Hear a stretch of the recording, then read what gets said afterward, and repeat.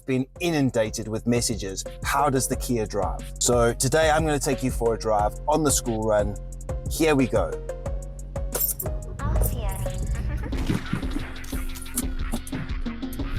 The first thing you'll notice is the Kia, it corners like it's on rails. It's an easy drive, responsive, and she gets to 0 to 30, no bother at all, which is all she really needs in these local roads.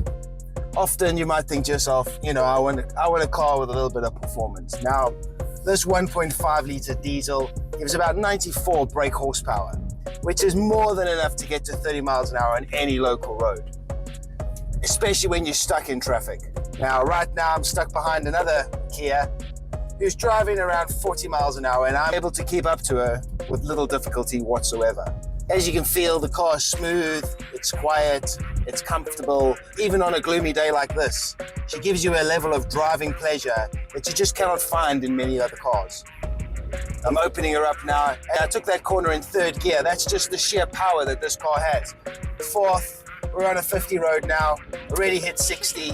She is an absolute beaut. There's more power than you need. Now, I'm not sure if the mic can pick that up, but there's a slight windy noise, which really just allows you to know if it's windy outside or not. Just open her up. I mean, you can feel the power as you change through gears. It offers the driver a sense of pleasure. There is nothing better than a manual gearbox, just changing through the gears as you go around a roundabout and as you navigate through and weave through traffic. That's her up to 60, no problem, hardly rattling at all. Hardly rattling at all, but you can hear that distinctive whistle, which is a key feature to this car. Indicators work really well, and she's really nimble.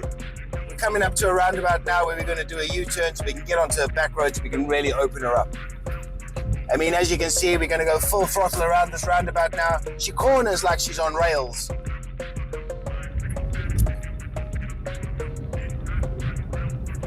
Beautiful exit at the apex there. Now, there's not many cars that could probably keep up with this Kia. She is a bog standard Kia. Like I said, she has 95 brake horsepower, 1.5 litre diesel engine. The brakes are exceptionally intuitive. You just literally push the pedal and they come on. Bring her down to a nice slow down, gear down as I go around this corner, which is pretty sharp. But like I say, hardly any effort whatsoever. Now we're in the straight and we're going to open her up and see what she can really do.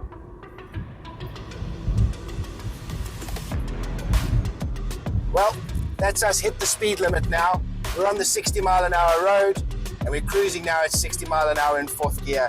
She absolutely loves it. It's telling me to go into 6, but there's nothing better than listening to the power engine as you race around the corners on these country roads. Looking for somebody to maybe have a race with. Again, that instinctive high-pitched hissing noise, not sure what it is, but it actually makes you feel like you really are in a high-performance vehicle. Now, as I take in the beautiful countryside and I'm driving, the car is beautiful, the tracking is great, she's hardly pulling from side to side. Really a well-looked after, well-maintained automobile. She's coming up to 100,000 miles on the clock. She's still performing like she did the day she drove off the showroom floor. We're coming up to a very tight corner now, so I'm going to have to down gear as I come around this corner. It says 30, but you know, we're going to be reckless. We're going to do it at par. We did that at 45 miles an hour, and she hardly slipped at all. And we're coming straight into a very sharp turn now, so I'll down gear again to 3rd, down gear into 2nd, and here we go around as we open her up into the new straight. Now, again, we're up to the national speed limit already. We're on our way, 50, 55, come on, let's get to 60. And we're on 60 now, beautiful. But now we've hit into a 30 mile zone, so we're gonna do extreme braking. We've got an Audi A3 in front of us here holding us up.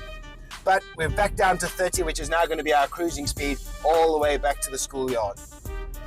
You know, there's something to be said about driving in a car that hardly needs any driver at all. I mean, this car could easily probably drive itself with very little modifications. It is so intuitive. Acceleration's really good, and the power of this 1500 engine is just continuously there at every moment.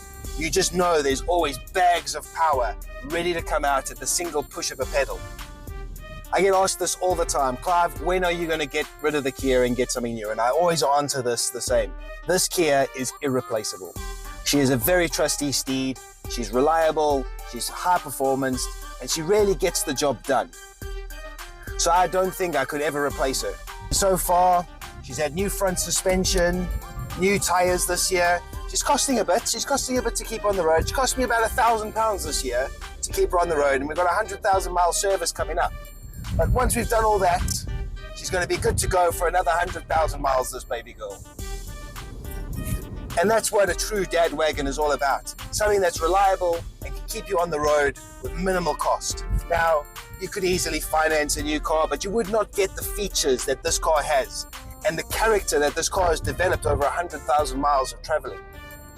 The smooth gear transitions, the noise of the engine, the slight rattles, the nuances that every older car generates over its lifetime is something that you really have to think about next time you change your daily driver. Right now I'm stuck behind a VW Tiguan. He's currently doing 28 miles an hour and the Kia is just absolutely keeping up with him, no bother at all. Now, if I was in more of a hurry, I could probably get right up under his bumper and like sort of flash my lights and tell him to move out the way. And he probably would, because the Kia, when people see the Kia coming, they generally move out the way. But I'm not in a rush now. I've taken some extra time just so I could make this video and enjoy my time and enjoy the drive. So I'm now stuck behind an Audi A5 in traffic and I'm keeping up with it. It's not gaining any ground on me and I could easily, I've got bags of energy. I'm still in second gear and this Audi cannot get away from me right now. But unfortunately, I'm going to have to beep my horn, wave to him and say, see you later, because I'm going this way. And now I'm stuck behind a learner driver. Now this is a bit more tricky when you get stuck behind a learner driver, because the Kia doesn't like to drive slow. So I can feel the power. She just wants me to open her up. And now I'm driving at around 15 miles an hour behind this learner driver, giving her a bit of space because I don't want to make her feel nervous. Because everybody, when they look in the rearview mirror and they see this Kia behind them, they know that there's just somebody behind them that just wants to get going. We're in the school road now, so now the speed limit's dropped down to 20 miles an hour, so we have to be very cautious. And they've got these speed bumps in every way. Now watch how this baby just takes the speed bumps. Do you see that? Didn't even notice that I was going over a speed bump. The Kia's control and the comfort that the Kia operates whilst driving is second to none. I don't know if you can hear the sheer power of the engine, or you can hear the idling power of the engine from inside the cab. And that's another great feature of the cab, is the insulation. You can't hear that mighty 1.5 litre diesel roaring underneath the bonnet whilst driving. Now we're coming up to the most critical part of our journey. It's finding parking whilst at the school. Now anybody who does the school run knows sometimes it's very tricky to find a good parking spot. But when you drive a car like this, you don't really care where you park it. So you can find the smallest of the small parking spots and you can easily shimmy on into there. Here we are into the school. Now this is the tricky part, finding a parking.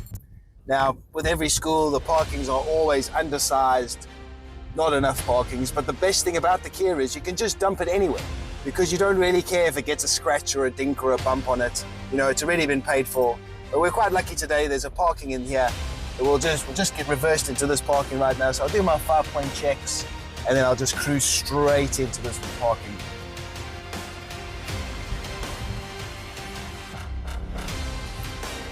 And there you have it. A road trip with the Kia.